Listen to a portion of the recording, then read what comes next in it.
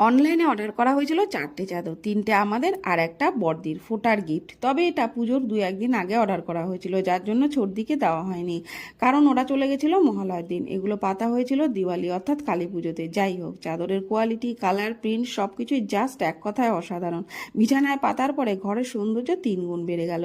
পুজোর সাজিতে এইরকম ফুল থাকলে মন ভরে যায়। কালী পুজো পড়েছিল বৃহস্পতিবারে। ওই দিনে লাল রঙের একটা নতুন নাইটি পরে পুজো দিয়ে দিওয়ালির শুভ সূচনা করলাম। আজ অবশ্য আমাদের নিরামিষ, এখন করব ভাটুরে। ময়দাটা মেখে রাখলাম। পাশের বাড়ি থেকে কাকিমাকে দিয়ে গেছে দিওয়ালির গিফট চকলেট। আর এখানে রান্না বসিয়ে দিয়েছি, করছি ওই কাবলি ছোলার নিরামিষ একটা তরকারি, সঙ্গে ভাটুরে, আর করেছিলাম পায়েস, চাটনিও ছিল সাথে। দুপুরের মেনু আজ এটাই। আর সন্ধেবেলায় তৈরি হয়ে নিলাম, যাব মায়ের মন্দিরে পুজো দিতে। আমাদের বাড়ি, আমাদের সামনের বাড়ি, চারিদিকে আলোয় আলোয় সেজে উঠেছে, আর আমি চললাম পুজো দিতে। Thanks for watching, tata.